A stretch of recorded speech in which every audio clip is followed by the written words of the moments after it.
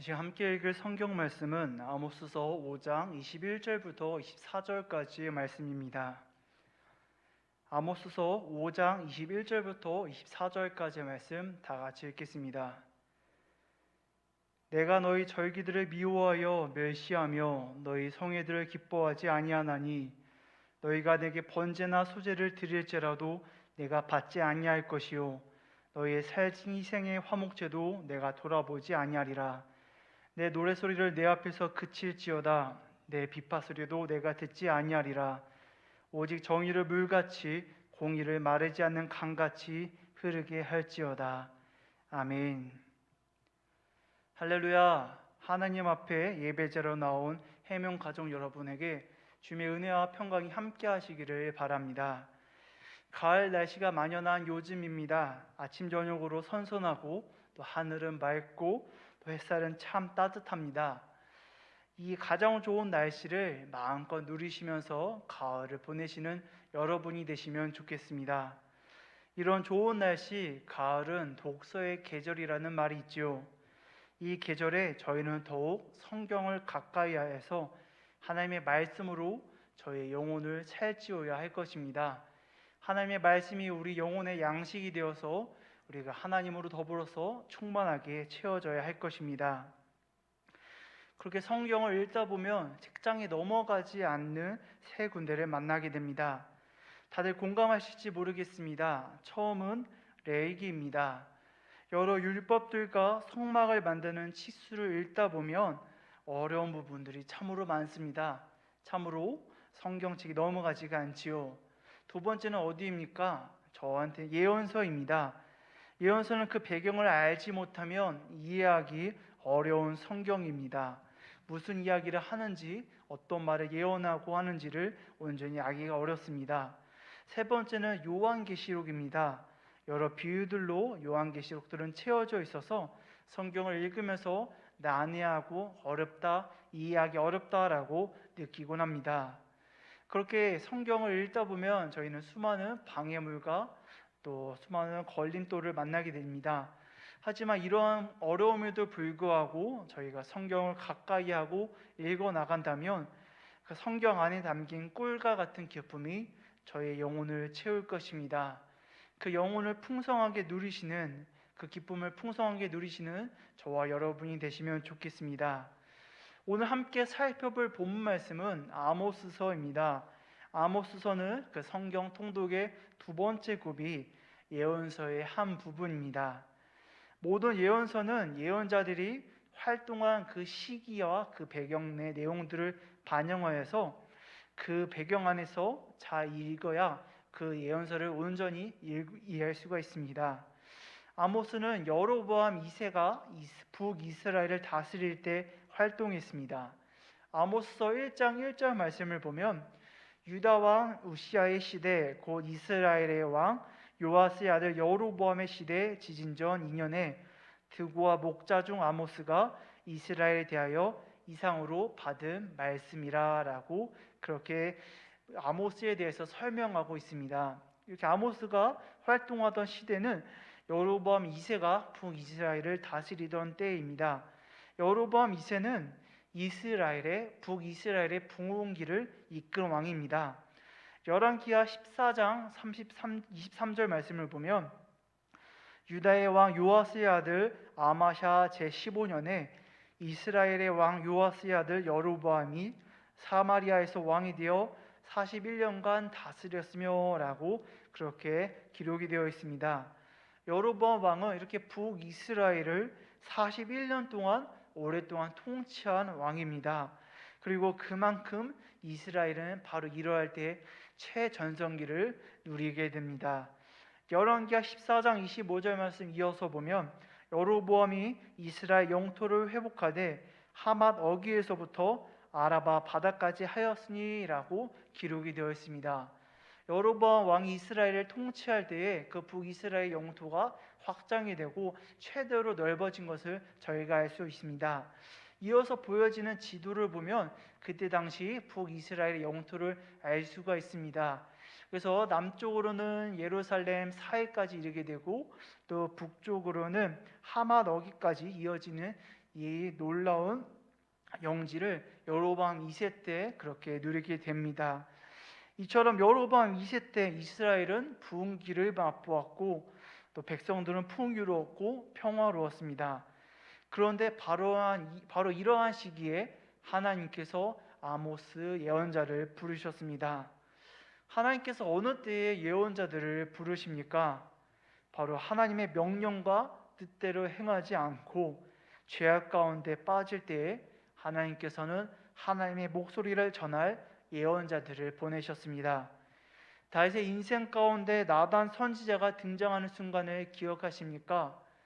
그렇게도 훌륭했던 다윗이 우리의 아의 아내 밧세바와 간음한 순간 선지자 나단이 등장했던 것을 저희는 알 수 있습니다.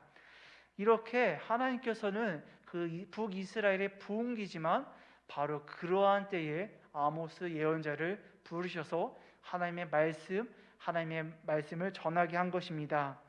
하나님께서는 아모스를 통하여서 하나님의 분명한 의지를 선포하십니다.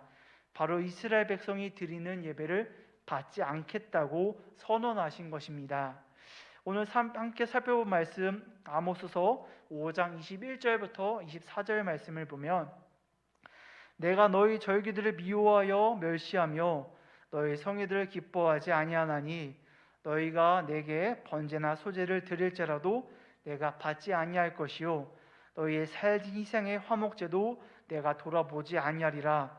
내 노랫소리를 내 앞에서 그칠지어다 내 빗바소리도 내가 듣지 아니하리라. 아멘.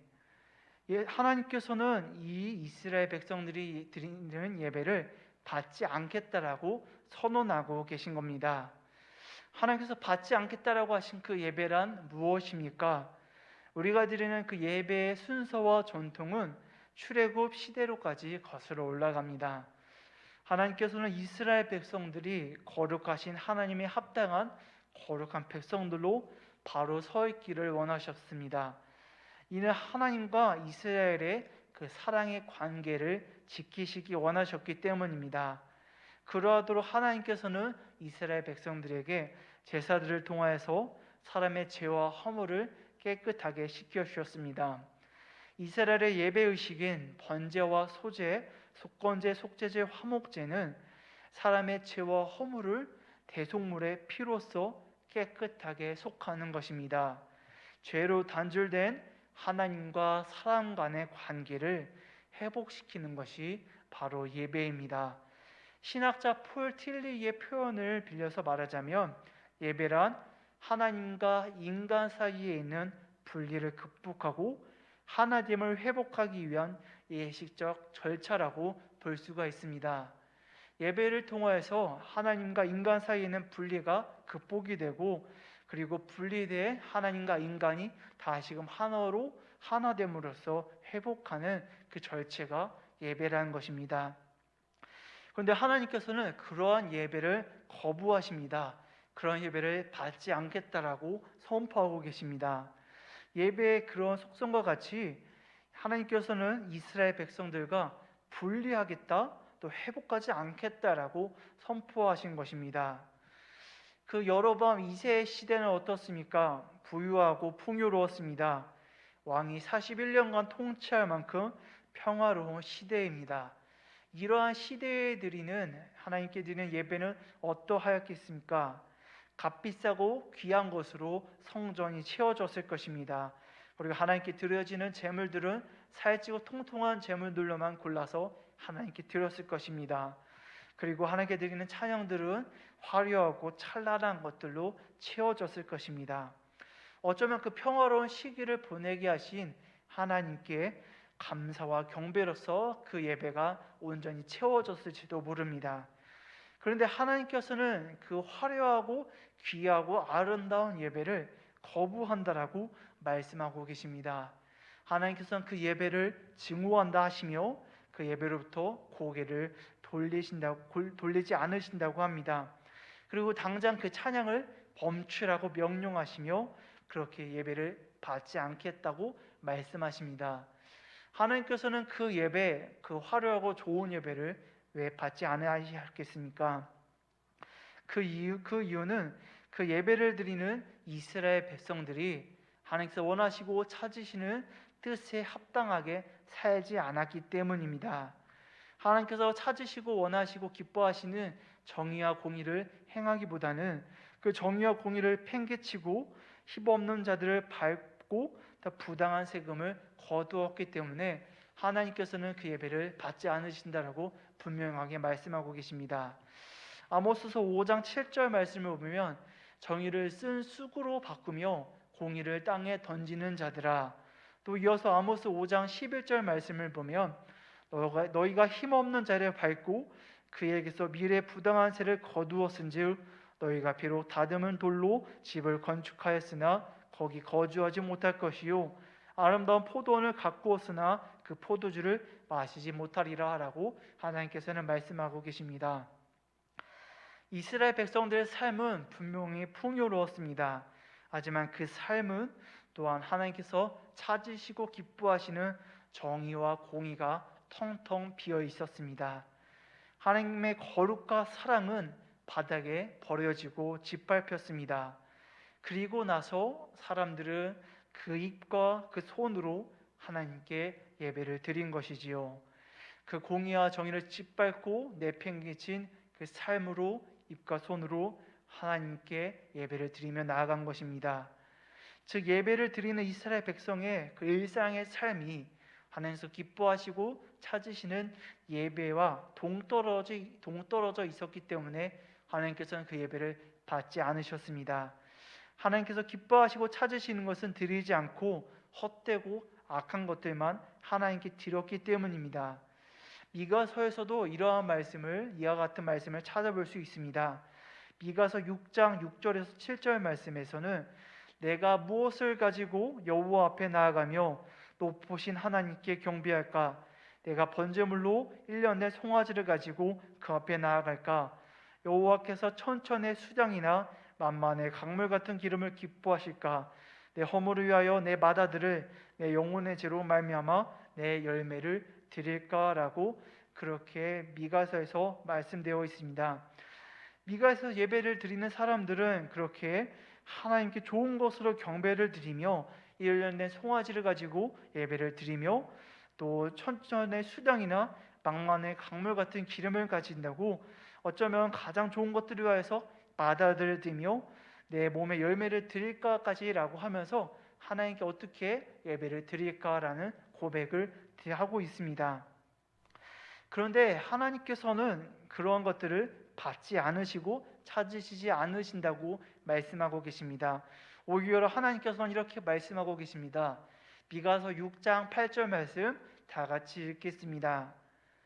사람아, 주께서 선한 것이 무엇임을 내게 보이셨나니 여호와께서 내게 구하시는 것은 오직 정의를 행하며 인자를 사랑하며 겸손하게 내 하나님과 함께 행하는 것이 아니냐.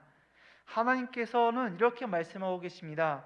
너희는 정의를 행하라, 인자를 사랑하라, 겸손하라, 내 하나님과 함께 행하라. 바로 이것이 하나님께서 그 화려한 제물과 제사들과 어떤 것들보다도 더 찾으시고 구하시는 것입니다. 맞습니다. 하나님께서 원하시고 있는 것은 그 풍요로운 어찌 보면 화려하고 값진 것들로 예배 자리를 채우는 것이 아니라 우리가 하나님의 백성으로서 그 예배를 살아가는 것입니다. 우리가 그 예배를 살아내며 하나님과 함께 거하는 것입니다. 하나님께서 이렇게 말씀하고 계신지도 모릅니다. 예배 시간에만 하나님의 백성인 것처럼 살지 말아라. 내 모든 인생을 나 하나님이 구하고 원하는 대로 살아라고 그렇게 하나님께서는 말씀하고 계십니다. 그리고 그 삶은 무엇입니까? 바로 정의와 공의를 흐르게 하는 삶입니다. 오늘 말씀 아모스서 5장 24절 말씀 다 같이 읽도록 하겠습니다. 오직 정의를 물같이 공의를 마르지 않는 강같이 흐르게 할지어다. 아멘. 하나님께서는 이렇게 말씀하고 계십니다. 이스라엘 백성들아, 너희의 예배는, 너희의 삶은 공의와 정의가 메말라 있다. 조금도 흐르지 않고 넘치지 않고 있다. 그러니 이제 나 하나님의 모습을 본받아 살아라. 하나님의 속성을 너희 삶 가운데 풍성하게 넘치게 하여라라고 하나님께서는 말씀하고 계신 겁니다. 이스라엘의 삶 가운데 하나님의 모습이 담겨 있고 또 하나님의 백성다운 삶을 살라고 하나님께서는 이스라엘 백성에게 명령하고 계십니다. 그런 삶으로 보여지는 하나님의 모습은 믿음과 행위의 논쟁 안에 있는 바울의 메시지를 기억하게 합니다. 바울의 행위가 아닌 믿음을 통해 구원을 받는다고 한 것은 행위를 일방적으로 비판하고 깔아내리는 것이 아니라 믿음이 없는 행위를 비판한 것입니다. 믿음 없이 예배하는 행위, 사랑하지 않으면서 사랑하는 척하는 행위를 책망한 것입니다. 그리고 그 믿음 안에서 믿음을 가진 행위로서 너희 구원을 온전히 이루라고 사도 바울은 우리에게 말하고 있습니다. 예수님께서도 분명히 말씀하셨습니다. 마태복음 5장 23절부터 24절 말씀을 보면 예물을 제단에 드리려다가 거기서 내 형제에게 원망 들을 만한 일이 있는 것이 생각나거든 예물을 제단 앞에 두고 먼저 가서 형제와 화목하고 그 후에 와서 예물을 드리라. 예수님께서는 하나님께 예배를 드리는 것, 예물을 드리는 것 그 이전에 먼저 형제와 화해하고 형제와 이웃과의 관계 가운데서 하나님의 사랑을, 정의와 공의를, 또 자비와 그 배려를 실천하라고 다시금 화해하라고 말씀하고 계십니다. 먼저 너희는 예배를 드리기에 앞서 너희의 삶을 예배를 드리는 삶으로 살아내라. 그 이후에 하나님의 전화 앞에 나와서 하나님의 얼굴 앞에 나와서 예배를 드리라고 예수님께서는 말씀하고 계십니다. 사랑하는 여러분, 삶을 동반하지 않는 예배는 아무런 의미가 없습니다. 또한 삶과 분리된 예배는 하나님께서 오히려 하나님 전 앞에서 치워버리라고 말씀하고 계십니다. 오늘 우리의 삶의 모습은 어떠했습니까? 하나님의 정의와 사랑이 우리에게 있었습니까? 하나님의 자비와 공의가 나의 삶을 통해서 전해졌습니까? 오늘 나의 삶을 돌아보면 나는 그렇지 못한 삶을 살았다는 것을 알고 있습니다. 나는 아픈 자를 사랑하지 못했고 못난 자를 품어주지 못했으며 약한 자를 배려하지 못했습니다. 또한 나는 나의 것을 취하고 욕심을 구하면서 먼저 내어주지 못하고 먼저 사랑하지 못하고 먼저 손내밀지 못했습니다. 그러한 모습들을 나는 살았습니다. 또한 그러한 모습들을 하나님께서는 이미 알고 계십니다. 그러면 우리는 어떻게 해야 되겠습니까? 정말 하나님께서 기뻐하지 않으시는 모습들로 나의 삶이 채워졌을 때 나는 어떻게 해야 되겠습니까? 우리는 다시금 예배로 나아가야 합니다. 우리는 다시금 하나님의 전 앞에 예배의 자리로 나아가야 합니다. 앞서 이야기한 바와 같이 예배란 죄의 용서를 받는 곳이며 또 하나님과의 관계가 회복이 되는 예식입니다. 예배를 통하여서 우리는 하나님 앞에서 죄 용서를 받습니다. 또 하나님과 단절된 관계가 회복됨을 누리게 됩니다. 그렇게 우리는 다시금 하나님 앞에 예배 가운데 나아가야 합니다. 우리의 삶의 그런 초라한 모습들, 정의롭지 못하고 공의롭지 못했던 모습들, 하나님의 사랑을 품지 못했던 모습들을 다 온전히 가지고 하나님 앞에 그 예배 자리로 나아가야 합니다.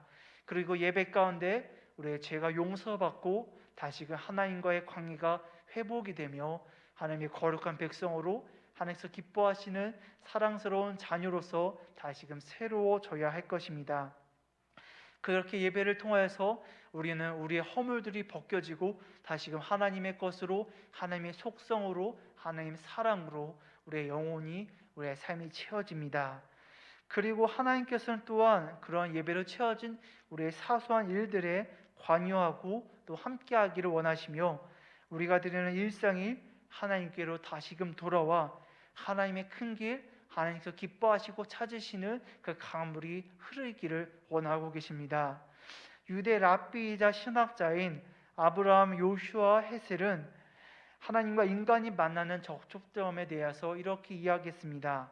바로 사소한 일들 속에서 상처받은 이들의 마음과 소통하는 것이 하나님과 인간이 만나는 저촉점이다라고 이야기합니다. 하나님과 인간이 만나는 곳은 어떻습니까? 예배의 자리이기도 합니다. 하지만 또한 동시에 우리의 일상 가운데서, 우리의 삶 가운데서, 그 사소한 삶의 모습들 가운데서 상처받은 이들, 그 아픔한 자들과 소통하는 것, 서로 그 상처를 싸매는 그 자리가 바로 하나님과 인간이 만나는 자리임을 그렇게 이야기하고 있습니다. 우리는 우리 일상 가운데 그 사소하고 작은 그곳에서 하나님을 만나며 하나님을 예배하며 우리의 삶을 하나님의 것으로 풍성하게 흘러내도록 하여야 할 것입니다. 우리의 일상의 사소한 일에서 정의를 물같이, 공의를 마르지 않는 강같이 흘러내보내야 합니다. 정의와 공의가 우리의 삶이 될 때 예배는 하나님과 우리가 서로 화해하는 진정한 기쁨의 장이 될 것입니다. 그리고 하나님께서는 우리가 하나님께 드리는 거룩한 산제물, 그 제사를 기뻐 받으실 것입니다. 사랑하는 여러분, 우리가 드리는 예배가 나 혼자 만족하고 나 혼자 의롭고 나 혼자 선한 것으로 만족해서는 안 됩니다. 나는 중요하지 않고 오직 하나님의 뜻과 하나님의 시선이 중요합니다. 하나님께서 보시기에 의롭다, 하나님께서 보시기에 공의롭고 정의롭고 선하고 거룩하다라고 말씀하시는 그 모습이, 그 예배가 하나님께서 긴정 찾으시고 구하시는 것입니다. 이제 우리의 그런 가시된 모습들, 어쩌면 가면을 쓰고 있는 모든 것들은 다 내버리고 다시금 하나님 앞에 예배로 나아가시기를 소망합니다. 좋은 것들로 하나님을 예배를 드리는 것보다는 부족하더라도 나의 있는 모든 것들을 하나님께 참된 예배로서, 참된 일상으로서 내어드리며 나아가는 저와 여러분이 되시면 좋겠습니다. 그리고 일상과 예배가 온전히 하나 됨으로써 주님이 우리를 기쁘게 받아주시기를 소망합니다. 그렇게 우리의 삶 가운데, 우리 예배 가운데 하나님께서 기쁘시고 찾으시고 받으시는 모습들이 흘러나오기를 소망합니다. 이제 말씀을 기억하며 함께 기도하도록 하겠습니다. 정의 하나님, 주변의 사소한 일을 그냥 지나치지 않는 영적인 예민함을 우리에게 주시옵소서. 우리의 일상이 하나님께서 찾으시고 하나님께서 원하시는 속성들로 가득하게 하여 주시고 우리의 것들로 하나님의 모든 향기와 편지가 흘러나도록 하나님 도와주시옵소서. 우리의 삶의 모습들이 때로는 부족하고 때로는 초라하고 때로는 가식이 될지도 모릅니다. 하나님께서 기뻐 받지 않으시는 그런 예배 모습일지도 모릅니다. 하나님, 우리의 일상과 말과 행동을 돌아보게 하시고 내 입술과 몸짓 하나에도 하나님께서 찾으시는 정의와 공의가 흐르도록 성령님께서 이끌어 주시고 인도하여 주시옵소서. 그리하여서 우리의 일상으로, 우리의 삶으로 하나님께서 기뻐하시는 예배, 하나님께서 받으시는 예배, 하나님께서 즐거워하시는 예배를 드리는 우리가 되게 하여 주옵소서. 이 시간 예배의 주관자 되시며 예배를 기뻐 받아주시는 예수 그리스도의 이름으로 기도드리옵나이다. 아멘. 하늘에 계신 우리 아버지여, 이름이 거룩히 여김을 받으시오며 나라가 임하시오며 뜻이 하늘에서 이루어진 것 같이 땅에서도 이루어지이다. 오늘 우리에게 일용할 양식을 주시옵고 우리가 우리에게 죄 지은 자를 사하여 준 것 같이 우리 죄를 사하여 주시옵고 우리를 시험에 들게 하지 마시옵고 다만 악에서 구하시옵소서. 나라와 권세와 영광이 아버지께 영원히 있사옵나이다. 아멘.